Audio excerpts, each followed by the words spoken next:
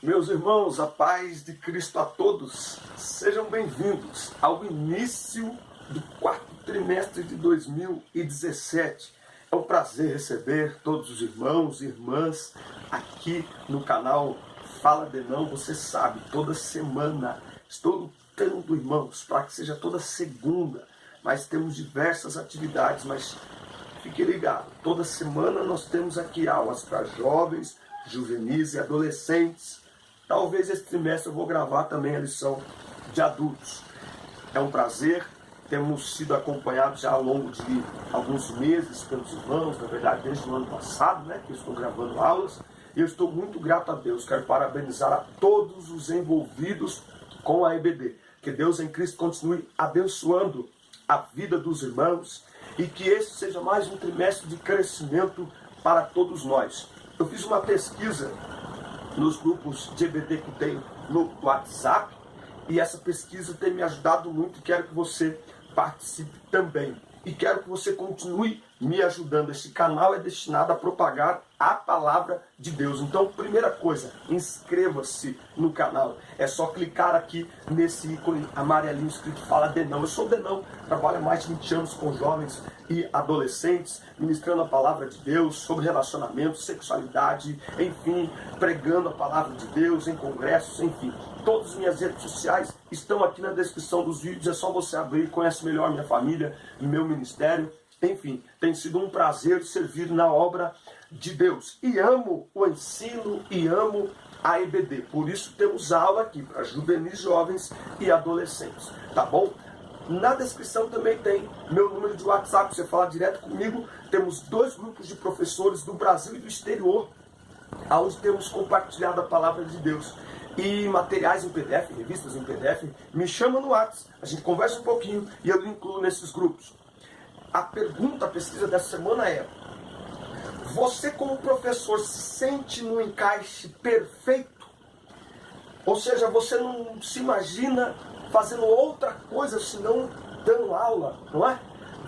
Dar aula para você é um privilégio, é uma honra, é algo maravilhoso para você, ou para você dar aula é algo difícil, você gostaria de estar fazendo qualquer outra coisa menos dando aula.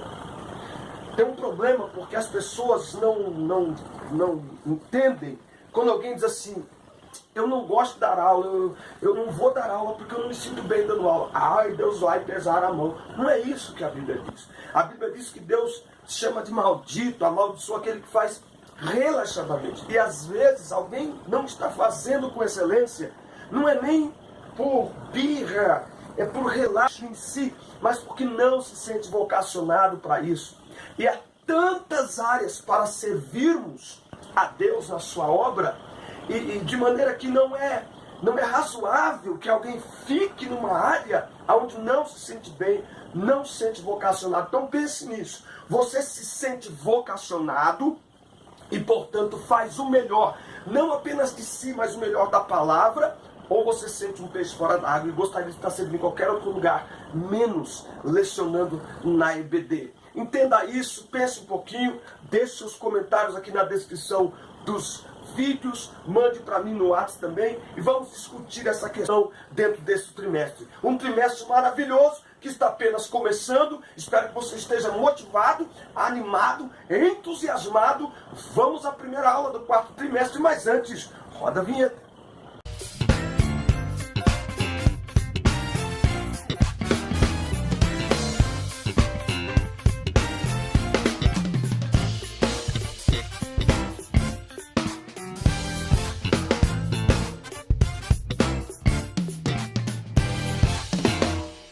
Maravilha! Chegando então para a aula 1 na classe D, juvenis, que nesse trimestre vai estudar igreja, o corpo de Cristo, uma lição esplendidamente maravilhosa.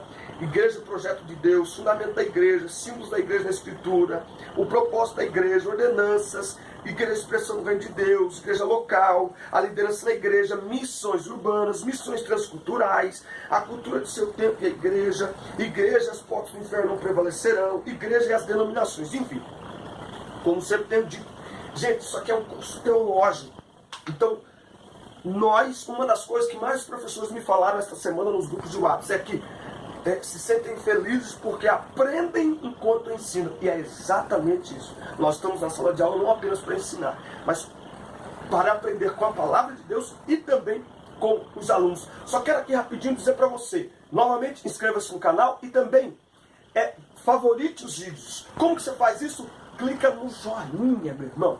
Clica no joinha, irmão. Favorita meus vídeos aí. Compartilhe em toda a rede, em todo estado, em todo mundo, em todo o universo. Manda pra lua o link das nossas aulas e do nosso canal. E o sininho de notificações deixa ele ativado. Toda hora que eu postar vídeo novo, você recebe a notificação e já pega aí em primeira mão. Então, aula 1 na classe de juvenis com o tema: a igreja é um projeto de Deus. Aqui na descrição dos vídeos você encontra esse material aqui, ó.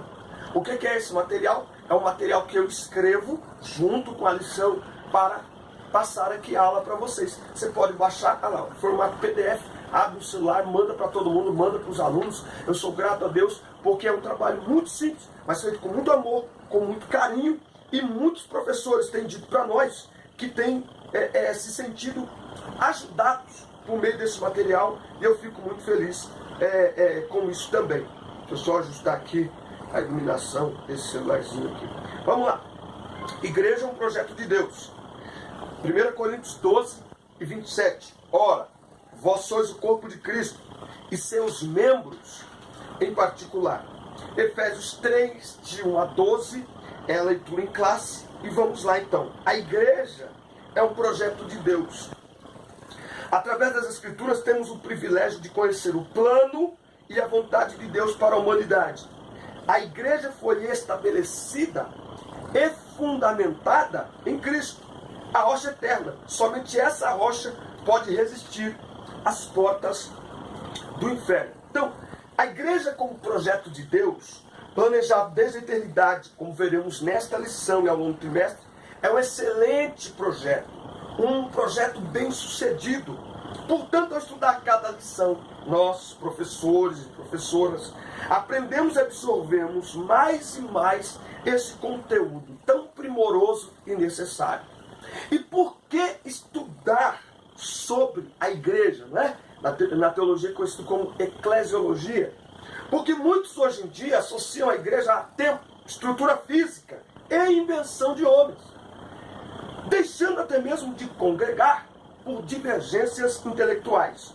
Mas embora a igreja seja constituída fisicamente e visivelmente, ela é uma instituição divina, um projeto de Deus.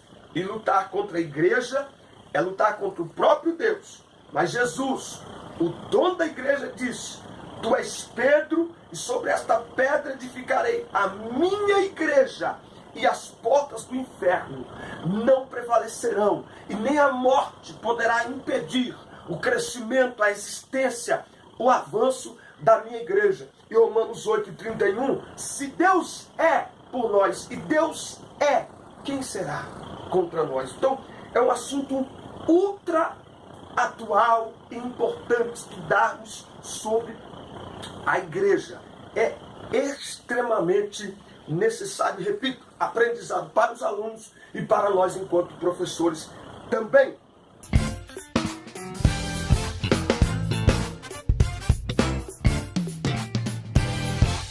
O que é igreja?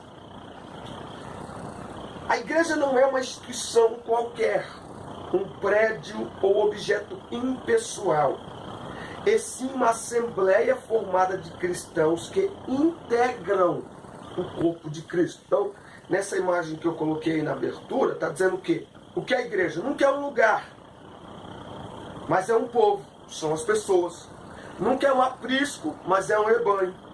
Jamais é uma construção santa. Santa não é as paredes, mas é uma congregação de santos. O que santifica não é o lugar, são as pessoas que estão no lugar. Então, o que torna o ambiente santo é quando o culto começa.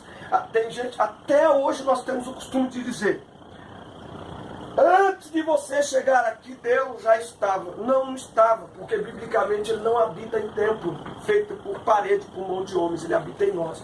Então, o correto é dizer, quando o irmão porteiro chegou e abriu, Jesus chegou com ele. É que uma figura de linguagem é bonito, até gostoso, é um jargão, né? Jesus já estava, não, ele veio comigo, né? E quando a gente entende isso, a gente entende que o culto não começa quando eu entro na igreja. A nossa vida é um culto permanente, porque Deus é Espírito, e importa que seus adoradores o adorem em Espírito e em verdade. E isso representa que não há limite de espaço, de tempo, de ambiente, de geografia, de cronologia. Não, nosso culto ele é sempre. Tá? Então, igreja, nunca é o lugar onde oram, mas sim os que oram. Eu vi uma frase, vamos ver se eu consigo reproduzir essa frase. Diz assim: não creio em oração poderosa, mas num Deus poderoso que escuta a minha oração. Oh, glória! Muito bem. Então, igreja, não é? A palavra grega traduzida como igreja é eclésia, que significa assembleia ou grupo chamado para fora. Então, quando as pessoas tinham algum assunto para resolver dentro ali da cidade, lembra? Cidades antigas, muros, não sei o quê, quando eles tinham algo comum para resolver, vai ter uma assembleia do lado de fora dos muros da cidade. Aquilo ali era uma igreja, uma assembleia de pessoas reunidas fora da cidade, fora de um ambiente, para discutir um assunto comum a todos. Então, igreja não é prédio, não é banco, ar-condicionado, sala de reunião. Igreja é gente de carne e osso, é um organismo vivo. Eclésia, chamados para fora.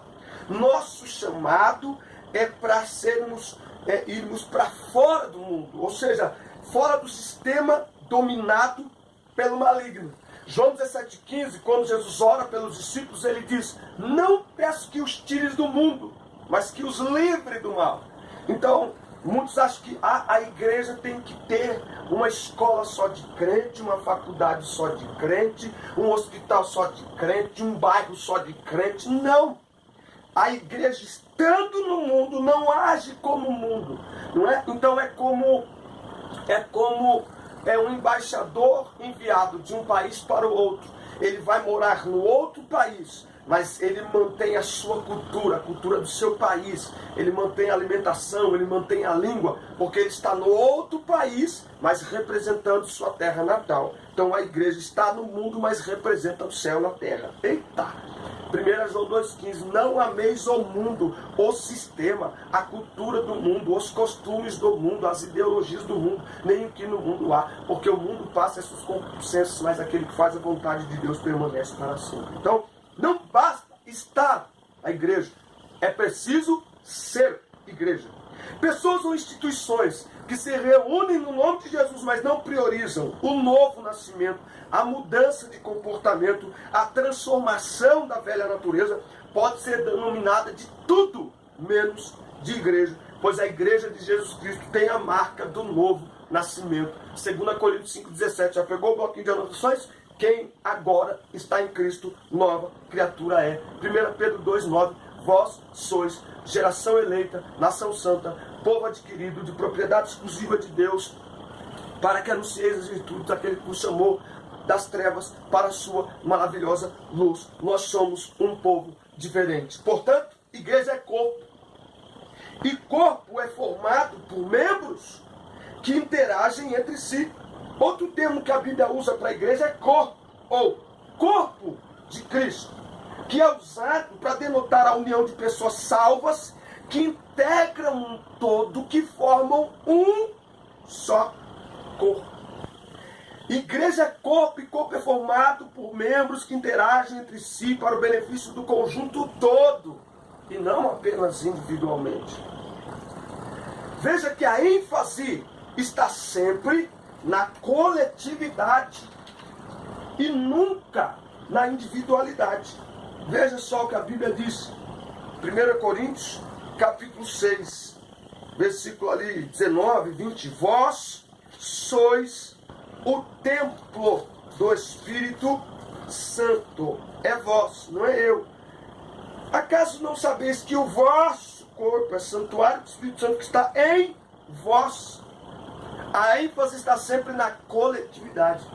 Repito novamente, costumamos falar, você é templo do Espírito Santo. Deus não tem milhares de templos, Ele tem um só templo. Eu não sou templo sozinho. Sozinho, sou apenas um tijolinho na construção.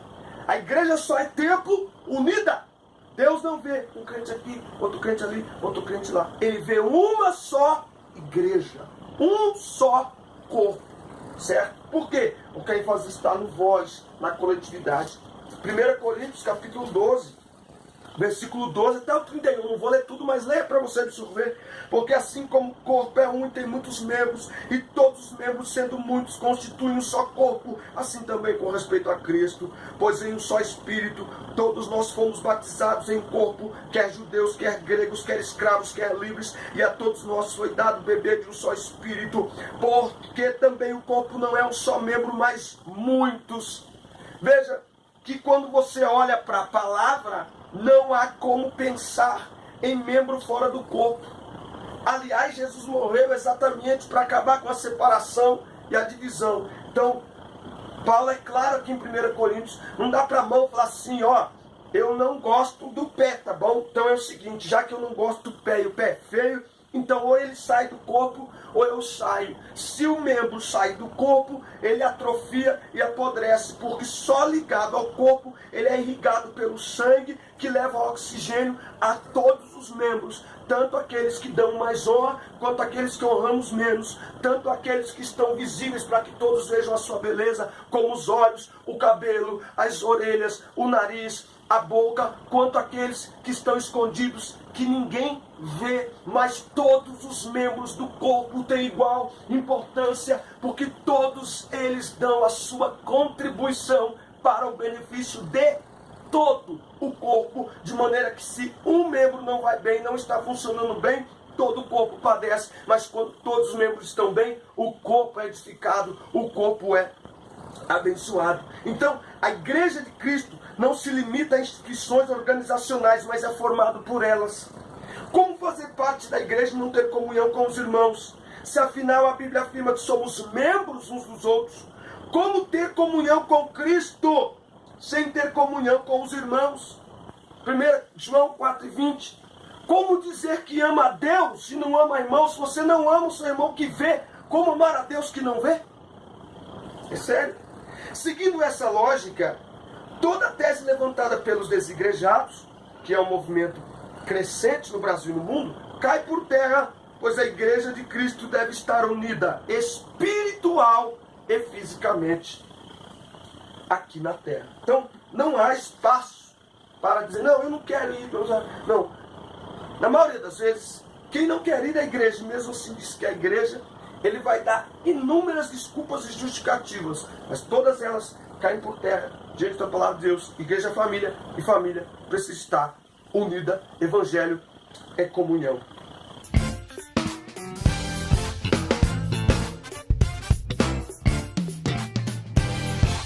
Um mistério antes oculto. O apóstolo Paulo revela o grande mistério da unidade da igreja, mostrando o plano eterno de Deus por meio de Cristo para a salvação. Ele destaca que esse mistério esteve oculto e foi manifestado a ele por revelação divina. O mistério da unidade da igreja é então revelado pelo apóstolo a partir de duas verdades. A igreja é formada pela união de todos os povos, e a igreja deve anunciar a todos o plano eterno de Deus. Eu peguei um comentário aqui muito importante. Nestas palavras, lembrando a você que tudo isso aqui você baixa aí na descrição dos vídeos, o material em PDF. Nestas palavras iniciais de Paulo, algumas verdades se destacam. Primeiro, a definição da palavra mistério. Paulo usou a palavra 3 vezes no texto, versículos 3, 4 e 9. Mas esta palavra tem significado diferente no grego e no português. No português, é uma palavra que significa algo inexplicável, segredo, oculto. No grego significa algo que foi revelado. Preste atenção. Assim aprendemos que no cristianismo bíblico não existem mistérios esotéricos reservados para uma elite espiritual, Ao contrário, os mistérios cristãos são verdades que, embora estejam além da compreensão humana, foram revelados por Deus e, portanto, agora pertencem abertamente a toda a igreja. Não há uma elite espiritual que... Deus, eu tenho medo de às vezes, como pregadores, falo para mim mesmo, né? E como pregadores, muitas vezes o pregador pega a Bíblia e... aqui, ó, achei algo. E ele coloca a atenção para que ele achou. Para que ele entendeu algo que ninguém entendeu. Quando na realidade está disponível para todos. O que falta é buscar. O que a Bíblia diz em Jeremias 33:3? Clama a mim, responder-te-ei, anunciar-te-ei coisas grandes e ocultas que não sabem. Ali são mistérios que estão na palavra de Deus, revelados, mas que precisamos da ajuda do Espírito Santo, buscar, clamar, para que Deus mostre a todos e não a uma elite espiritual. Então, olhando para o texto, descobrimos que Cristo é a fonte desse mistério. O Evangelho é um mistério. E este Evangelho está ao alcance de toda a igreja, e não apenas de uma elite espiritual. Para Paulo, o mistério diz respeito a Cristo e a um único povo, formado de judeus e gentios, todos os outros povos do mundo. Há três expressões usadas no texto: co-herdeiros, membros do mesmo corpo e coparticipantes. Assim, um resumo seria que o mistério de Cristo é a união completa de judeus e gentios por meio da união de ambos com Cristo. Assim, quando cada um de nós nos unimos a Cristo por meio da fé, nos tornamos um só povo com os demais cristãos do mundo inteiro. Nos tornamos a igreja de Jesus, o corpo de Jesus. Estamos unidos com Jesus e uns com os outros. O dedo está unido com a mão ao braço, ao cotovelo, ao ombro, ao tronco e ao corpo todo. Estamos unidos à cabeça, porque é o cérebro que manda as descargas nervosas, eletromagnéticas, sei lá como é que fala, para que eu faça esses movimentos. Eu penso e automaticamente, parece que automaticamente, mas não é. É numa sequência extraordinária, milagrosa, que tudo isso aqui está acontecendo. E se a mão falar, não, mas eu não gosto do cérebro, ela não funciona. Esta comunhão entre nós é o grande mistério revelado de Deus em Cristo. Nele, em Jesus, todo preconceito racial deve ser desfeito. Toda inimizade deve ser destruída pelo amor com que fomos amados. Toda barreira que separava os povos deve ser quebrada, pois nos tornamos um só em Cristo. O que Paulo está ensinando causou prisões, porque está sendo revelado que a nação judaica, que antes era o povo escolhido de Deus, foi substituída pela igreja. Agora todos somos povo escolhido de Deus, todos somos os santos de Deus, todos sem distinção de raça, cor da pele, de todos os lugares do mundo, de todas as denominações que pregam a Cristo como Salvador, como Filho de Deus. Todos somos a igreja, o corpo de Cristo. Nossa união é alcançada em Cristo. Este é o mistério do Evangelho. A partir do verso 10, as palavras de Paulo nos alertam que a igreja, nós, somos como um grande espetáculo. Olha que coisa extraordinária. Cada crente é um ator. A peça é escrita, dirigida e produzida por Deus, mas quem está assistindo a tudo são os anjos. A história da igreja cristã fica sendo uma escola superior para os anjos. Por meio da antiga criação, o universo, Deus revelou sua glória aos seres humanos. Por meio da nova criação, a igreja, Deus revelou sua sabedoria aos anjos. Os anjos olham fascinados ao ver judeus e gentios sendo incorporados na igreja como iguais. Por quê? Porque em Cristo não há acepção de pessoas. O Evangelho é direcionado para os homens, mas também traz lições para os anjos. Paulo diz que Deus está formando uma comunidade multirracial e multicultural como uma bela tapeçaria. Esse novo povo é formado de judeus e gentios, gente de todas as raças e nações. Esse novo povo foi reconciliado com Deus e uns com os outros. Por isso que não pode haver inimizade na igreja. Nem na mesma denominação, nem entre denominações. Por quê? Porque todos agora fazemos parte de um mesmo povo, de uma mesma igreja. A igreja é algo tão belo como uma obra de tapeçaria ou dos infinitos matins de flores. Não há outra comunidade como a igreja, não há outro povo como a igreja. A igreja consegue ter unidade em meio à total diversidade. Esta é a nova sociedade de Deus. E aqui eu encerro esse tópico aqui com um testemunho muito importante, tá? De uma experiência que eu tive. Eu fui a São Carlos ministrar a palavra de Deus no final de semana, nunca tinha ido, primeira vez que eu fui para lá. E eu voltei de lá com uma experiência muito maravilhosa, que foi me sentir em casa, literalmente, como filho daquela terra, como alguém que estava lá. O que é isso? Igreja. A Bíblia diz em Romanos 8,16 que o Espírito testifica com o nosso Espírito que somos filhos de Deus. É por isso que o cristão, ele chega numa outra cidade, até num outro país, ele se sente em casa. Por quê? Porque todos fazemos parte de uma mesma família. Aleluia! A igreja, portanto, aqui tem esse gráfico que você está vendo aí. A igreja como organismo tem vida orgânica. E como organização, tem vida na medida que os santos estão ligados à cabeça. Como organismo é invisível. Como organização é visível. Prédios, enfim. Como organismo não depende de cerimônias, templos. Como organização depende de cerimônias e templos. Tem como líder e cabeça unicamente a pessoa de Cristo como organismo. Como organização possui vários líderes. Como organismo, o nome de seus membros estão escritos no livro da vida. Como organização, o nome está escrito no rol de membros da secretaria. Então, são essas diferenças entre igreja visível e invisível, organismo vivo e organização institucional. Então, muito interessante a gente aprender para perceber as diferenças e, ao mesmo tempo, a unidade da igreja, tanto visível quanto da invisível. E aí, irmão, está gostando da aula? Deixe seu comentário aqui embaixo. Isso nos faz crescer e amadurecer nesse trabalho.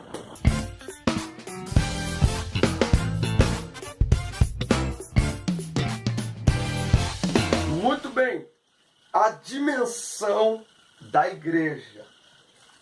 A palavra igreja pode ser vista de duas perspectivas: a igreja visível e a invisível. A visível é formada pelos membros, que podem se contabilizar, né, ali no hall de membros e tal, na secretaria, espalhados pelo mundo. Né? Então, segundo o IBGE no Brasil, 50 milhões. Eu duvido desse número. Enquanto que a igreja invisível é aquela que apenas Deus pode ver, de natureza essencialmente espiritual, que está inserida a igreja visível. A igreja visível representa a cristandade composta por membros de denominações presentes em toda parte. É formada daqueles que se identificam como cristãos, ortodoxos, protestantes, anglicanos, evangélicos livres, pentecostais e neopentecostais. Basta um exame no rol de membros destas igrejas para saber quem são e onde estão os cristãos. Porém, nem todos os membros desta igreja visível são de fato comprometidos com o cristianismo e os ensinos de Cristo. Muitos são cristãos apenas nominais. E isso é um perigo. Por tradição, por questão cultural e nada mais. Jesus explica que isso viria a ocorrer, a comparar o reino de Deus ao homem que semeia boa semente no seu campo.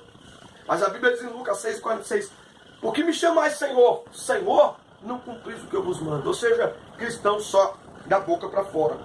E ele fala aqui da igreja invisível, que é formada por aqueles que foram verdadeiramente nascidos de novo, comprometidos com Cristo e sua palavra. Os crentes estão invisivelmente unidos com Cristo pelo Espírito Santo. A igreja invisível é a igreja composta por todos os salvos de todas as épocas, quer sejam do mundo antigo, quer sejam do tempo presente. É um organismo vivo, composto por aqueles que mantêm sua identidade espiritual, que caracteriza o corpo de Cristo, a igreja. A dimensão da igreja vai além do que podemos ver com os olhos naturais. A igreja visível nós enxergamos em cada tempo, em cada culto, mas a invisível só Deus enxerga. E vale lembrar que Jesus não vem buscar quantidade, sim qualidade. Quem me chamais Senhor, Senhor, e não cumpris o que eu vos mando. Presta atenção nesse texto. O nominalismo é a maior ameaça à salvação pessoal de alguém, pois mascara uma fé rasa e superficial. que não corresponde ao poder transformador do Evangelho. Olha o que diz Tiago 1,22. Tornai-vos praticantes da palavra, e não somente ouvintes, enganando-vos a vós mesmos. Porque se alguém é ouvinte da palavra e não praticante, assemelha-se ao homem que contempla no espelho seu rosto natural, pois a si mesmo se contempla, e se retira, e para logo se esquece de como era a sua aparência. Então, não adianta nada sermos apenas ouvintes e não praticantes. O cristão deve ser praticante e não apenas nominal, porque ter o nome de cristão não significa que fui transformado. Então, melhor do que o nome é a prática. Melhor do que apenas ouvir é ouvir, meditar e praticar. Interessante notar que não cabe a nós retirar o joio, pois daí estaríamos julgando quem é ou quem não é. E o mandamento não é para julgar o outro, e sim a nós mesmos. Lembra que um pai de família foi lá e plantou trigo e foi dormir. Quando acordou de manhã, os seus empregados, está lá em Mateus capítulo 13, os seus empregados olharam e viram que alguém tinha entrado na plantação e semeado o joio. E eles falaram: e aí, patrão, quer que a gente arranque o joio fora? O que ele disse? Não, porque ao tirar o joio, vocês também podem tirar o trigo. Deixa crescer junto e na hora da colheita a gente separa. O trigo recolhe em celeiros e o joio vai para ser queimado. Então, o mandamento não é para julgar o outro. Na leitura da ceia, lemos todos os meses. Examine-se, pois, o homem a si mesmo. Então, eu tenho que fazer um autoexame em mim todos os dias para agir e me comportar como alguém que está na igreja visível, mas que de fato é também pertencente à igreja invisível. Nem todo mundo da igreja visível está inserido na igreja invisível, mas todos da igreja invisível estão inseridas em alguma igreja visível. Da invisível está na visível. É preciso mais do que estar na igreja, ser igreja, praticante da palavra, ser sal da terra e luz do mundo. Viver uma fé viva, atuante, vibrante, glorificar a Deus em todos os aspectos da vida, santificar a si mesmo todos os dias. 1 Coríntios 31, 32, 1 Pedro 16, Hebreus 12, 14. Seguir a paz com todos, é santificação sem a qual ninguém verá o Senhor. Fazer a diferença, ser um referencial de Deus na terra, imitador de Cristo em meio à sociedade corrompida. A igreja de Jesus, como sal, se mistura, mas não perde o sabor, mas influencia qualquer ambiente com a essência de sua fé. A igreja de Cristo é luz, e como tal brilha em qualquer lugar, por mais densas que sejam as trevas. Que Deus nos ajude a ser cristãos autênticos nesta geração de máscaras e fantasias. Que façamos parte da igreja visível e invisível. Que os homens vejam Cristo em nós e Cristo veja em nós a sua igreja. Amém? Irmãos, que aula maravilhosa.